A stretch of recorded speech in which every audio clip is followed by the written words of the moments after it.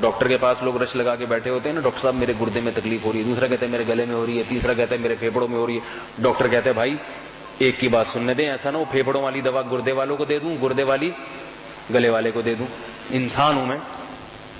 کہتا ہے نا ڈاکٹر. کیا خیال ہے بھائی, ایسا کہتے ہیں نہیں کہتے؟ اسی وجہ سے ڈاکٹر نے لائن لگائی ہوئی ہوتی ہے.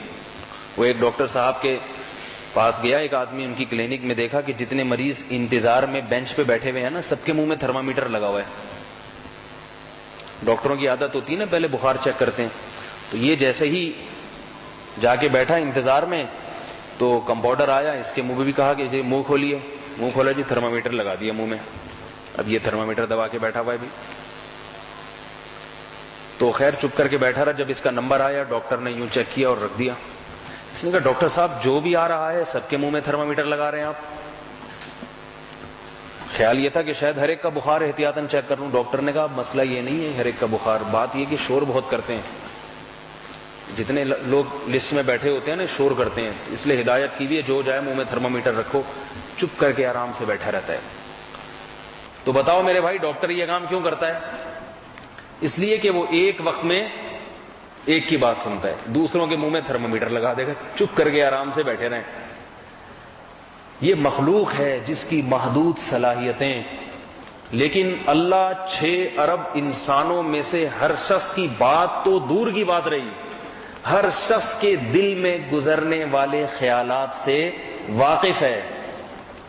تبھی تو دعائیں قبول ہوتی ہیں. حالانکہ ایک وقت میں کروڑوں لوگ دعائیں مانگ رہے ہوتے ہیں, ہر ایک کی دعا دوسرے کی دعا کے وقت میں اور ایک ہی جگہ پہ بیٹھ کے اللہ ہر ایک کے دلوں میں جھانک کے دیکھ رہا ہوتا ہے. یونس علیہ السلام جب مچھلی کے پیٹ میں تھے تو اس وقت بھی تو بہت سے لوگ اللہ سے کیا کیا مانگ رہے ہوں گے.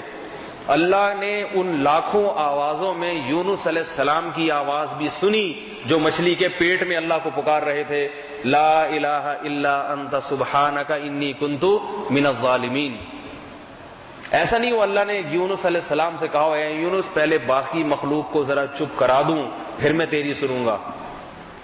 زکریا علیہ الصلوۃ والسلام بوڑھے ہو گئے, اولاد نہیں ہے, بڑھاپے میں اللہ سے دعا مانگتے ہیں کہ اللہ مجھے اولاد دے دے. اس وقت اور بھی تو لاکھوں لوگ اللہ سے کیا کیا مانگ رہے ہوں گے.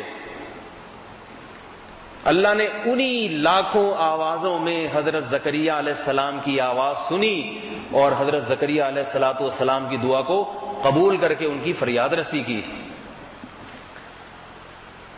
لاکھوں حاجی جو بیت اللہ کا طواف کرتے ہیں, عرفات کے میدان میں کئی لاکھ کا مجمع کھڑے ہو کر کچھ اجتماعی دعا مانگتے ہیں, کچھ انفرادی مانگتے ہیں. حدیث میں آتا ہے, روایت ہے کہ عرفات کے میدان میں دعائیں اتنی قبول ہوتی ہیں کہ شیطان عرفات کے دن جتنا ذلیل ہوتا ہے پورے سال اتنا ذلیل نہیں ہوتا, اور مٹی اپنے سر پہ, خاک اپنے سر پہ ڈال رہا ہوتا ہے